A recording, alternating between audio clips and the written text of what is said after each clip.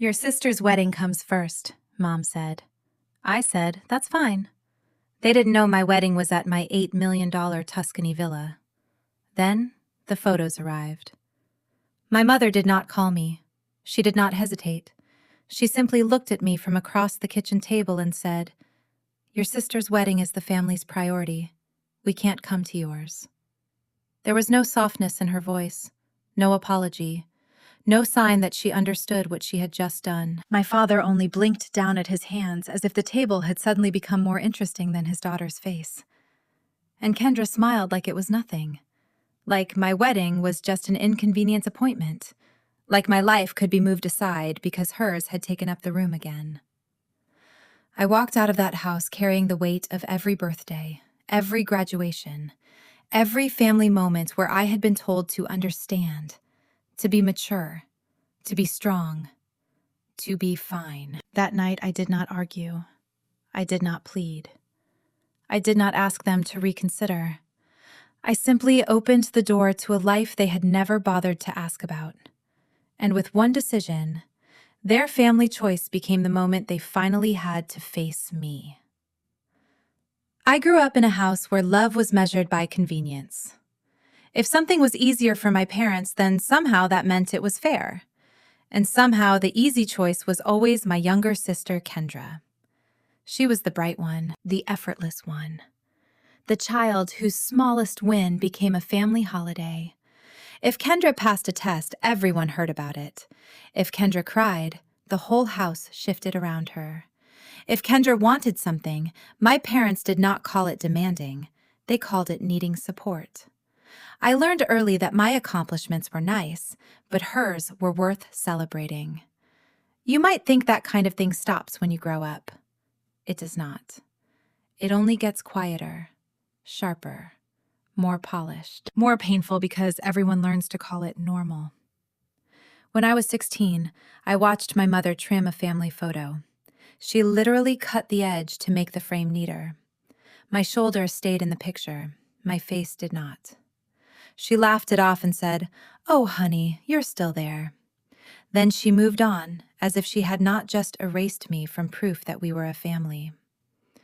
I remember staring at that cropped edge for a long time. I remember realizing that I could try my hardest, shine my brightest, and do everything right, and still be the part someone felt comfortable cutting away. Maybe that was why I pushed myself so hard later. Scholarships, long nights, building a supply chain platform from scratch, holding on when investors dismissed me, smiling through meetings where people treated me like a hopeful assistant instead of the person who had built the entire system they were studying. Success became the first place where no one could edit me out. And when the company finally took off, when the numbers became real, when I sold it for more money than anyone back home could imagine, I did not run to show my parents. I did not call them first. I sat alone in my apartment and let the quiet tell me everything. Some people only celebrate you when your success makes sense to them. Mine never did. Still, I believed things could be different when it came to my wedding. Adrian, steady and warm, was the first person who ever told me I did not have to earn my place. He loved me without making me prove I deserved it. He asked me to marry him in the simplest, softest way, and for once, love did not feel like a test. It felt like rest. I planned the ceremony months in advance. I mailed the invitations myself, tucking pressed olive leaves inside each one. When I handed the envelope to my parents, they smiled politely, already glancing toward the television. "Of course we'll be there," Mom said. She said it the way someone promises they will drink more water next week. Easy, automatic, uncommitted. I spent weeks imagining the four of us in one place again, even if only for one day. I imagined my mother helping with my dress. I imagined my father watching me walk toward the aisle. I imagined Kendra smiling without needing the room to become hers. Then Kendra announced her wedding. Same month, same weekend, and eventually the same day. She called it destiny. My parents called it practical. I called it the moment I finally stopped pretending we were the kind of family who cared how much something meant to me. The first real crack came 2 weeks after Kendra announced her date. I was sitting in my workroom finalizing the seating chart when Mom called. Her voice had that practiced softness she used whenever she was about to choose the easier child. "Sweetheart, we've been talking. Kendra's fiancé's family can only do that weekend. You know how emotional she is. Could you adjust yours?" Adjust. As if weddings were furniture. As if mine had not been planned for months. As if my invitations were not already in people's hands. As if the life I was building could be lifted, shifted, and placed somewhere less inconvenient. I swallowed and forced calm into my voice. My invitations already went out. There was a pause, thin, careful. Then she said, "You're strong, Amber. You'll understand. Your sister would fall apart if we didn't go to hers." I stared out the window as dusk settled over the city. It was not only the request that stung. It was the assumption, the familiar choreography. Kendra wanted something, so everyone shifted around her, even if it meant shifting me out of the frame. Dad called later that night. His tone was apologetic but resigned, which was almost worse. "You know how your mother worries," he said. "If we choose yours, Kendra will take it personally." "You'll be fine." There it was again, the line I had heard my entire life. "You'll be fine." Their blessing and their dismissal wrapped into the same sentence. For days afterward, tension hummed beneath every conversation. Kendra sent me a text, bubbly and oblivious. "Isn't it wild our weddings are on the same day? It's like the universe aligned us." I typed a reply 3 times. I deleted it 3 times. In the end, I left it unread. What was there to say? She had never grown up in a world where someone else's joy swallowed hers whole. She did not understand because she had never needed to understand. The turning point did not arrive with shouting. It slid quietly into my life on a Wednesday night. Mom sent a message. "After discussing it, we've decided we can't attend your ceremony. It's too much travel back and forth. We hope you understand." No apology, no regret. Just logistics my own field of expertise used to justify abandoning me. I sat on the edge of my bed, the phone glowing against the dark. My heartbeat steadied instead of racing. That surprised me. I thought I would cry. But all I felt was an old, familiar clarity rising to the surface. I texted back, "That's fine." But as soon as I hit send, I knew it was not an ending. It was a beginning. It was the moment something inside me stopped bending and finally broke clean. That night, while the house was quiet and Adrian slept in the next room, I opened my laptop and scrolled through contacts I had not dialed in years. Rachel, Aunt Marion, Eli. People who had watched the imbalance without ever saying it out loud. People who had seen the way my family treated me and had stayed silent because silence was easier. For the first time, I did not feel like a child asking for a seat. I felt like a woman deciding who deserved one. And the answer was not my parents. The day everything finally collapsed did not look dramatic from the outside. There was no shouting match, no slammed doors, just a quiet morning sunlight slipping across my kitchen counter, and a truth I could no longer swallow. I reread Mom's message again and again. "We hope you understand." I read it until the words blurred. Not once had they asked how I felt. Not once had they paused to consider what it meant to choose convenience over their own daughter's wedding.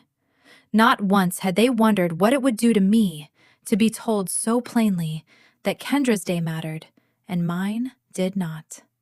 And the longer I stared at that screen, the more I realized the collapse was not happening now. It had been happening for decades. This was simply the moment I stopped pretending not to notice. I drove to the edge of the city, to a small overlook where the air felt wider. Adrian joined me, holding 2 mugs of tea, but saying nothing at first. He had always known when silence was a kindness. "They didn't even hesitate," I finally said. He exhaled slowly. Then he said, "Then stop waiting for them to choose you." I nodded. Something settled in my chest. A shift, a click, like a lock turning, like a boundary forming. That night, long after he fell asleep, I opened the folder I had hidden for months. The deed to the villa in Tuscany. My villa. 8 acres of olive groves, ancient stone walls, an open courtyard that felt like a place made for truth. I had bought it after selling my company, partly because I needed a refuge, partly because I wanted somewhere that belonged entirely to me. I had never told my parents. Why would I? They never asked. They had never asked where I disappeared to when I traveled. They had never asked what I was building after the sale. They had never asked what kind of life I wanted, what kind of home I dreamed of, or what peace looked like to me. As I scrolled through the photos, the golden hills, the long stone table under lanterns, the courtyard waiting beneath vines and open sky, a thought formed so clearly it felt like a pulse. I could build a new kind of wedding here. Not a performance, not a competition, not a desperate attempt to make them finally see me. A gathering of people who showed up because they chose to. I sent Rachel a message first. She called immediately, no hesitation.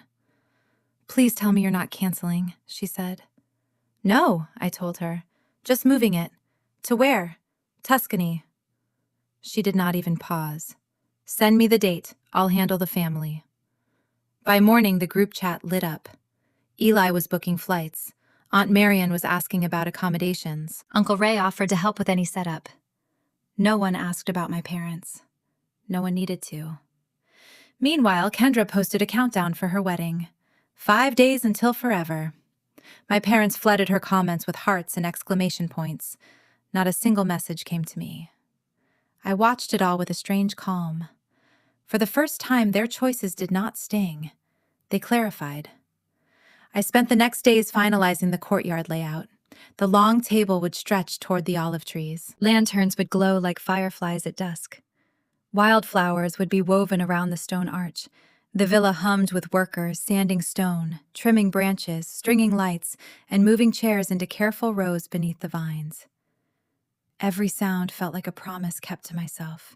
Every hammer tap, every ladder scraping against stone, every linen cloth being smoothed across a table I had chosen. I was not sabotaging their wedding. I was not chasing validation. I was not trying to punish anyone. I was reclaiming the story. The collapse of what we used to call family did not leave me empty. It left room. Finally, it left room for everything real to grow. And Tuscany was the beginning of my pushback. The morning of our 2 weddings arrived carrying 2 different kinds of sunlight. In Boston, it was harsh, white, bright, and unforgiving.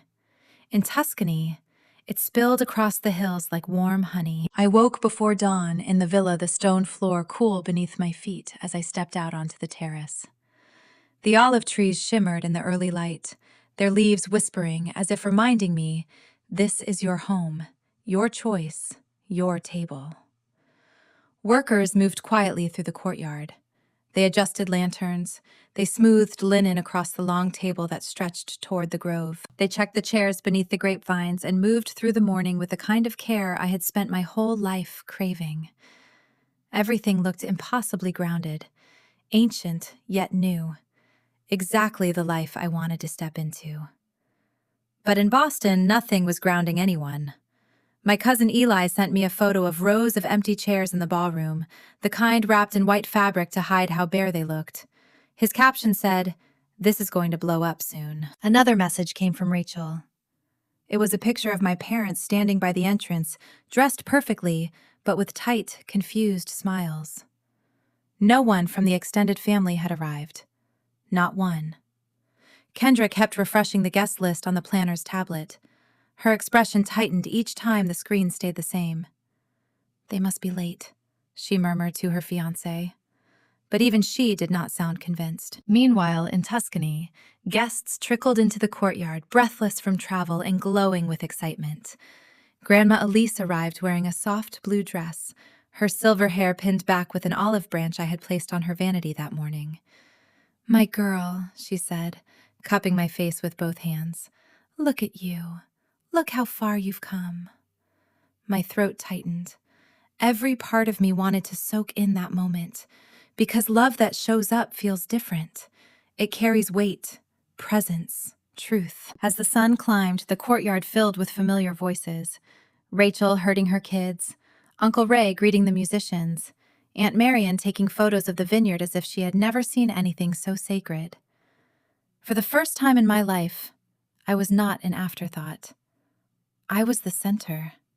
Not because the world bent around me, because I had built a world that did not require bending at all. Back in Boston, the ceremony was about to start. Kendra stood at the aisle bouquet, trembling in her hands. The planner paced behind her. "Where is everyone?" Kendra whispered sharply. Her fiancé shrugged helplessly. My parents pretended to smile. Then it happened. Rachel sent another photo to the family group chat, the one everyone had muted for years, but somehow still checked out of habit. It showed me stepping into the courtyard sunlight, one hand catching the silk of my dress. Behind me, guests rose from their seats beneath the grapevines. Lanterns glowed softly overhead. Tuscany wrapped around us like a painting. Within seconds, more pictures followed. Eli captured the long table, the wildflowers woven into the stone arch. Grandma laughing with her hands in the air. Then a video appeared. Adrian taking my hand, his voice steady as he spoke his vows. And then, someone in Boston gasped loudly enough for the whole ballroom to hear. My mother's face drained of color. She grabbed my father's sleeve so tightly that he winced. "Kendra," she whispered, "they're all in Italy." Kendra's bouquet slipped. Her breath hitched. And for the first time in our lives, she realized the world did not orbit her. My father looked around the half-empty room, his jaw tightening. "Why didn't anyone say they weren't coming?" "Because they did not owe you an explanation," I thought from thousands of miles away. They owed themselves one. In Tuscany, I did not know the exact moment their wedding collapsed, but I felt the shift. A strange stillness moved through the courtyard just as I finished my vows. It was not sadness. It was something like release. As if one final thread connecting me to the version of family I had once begged for had quietly snapped. After the ceremony, we walked toward the long table beneath the vines.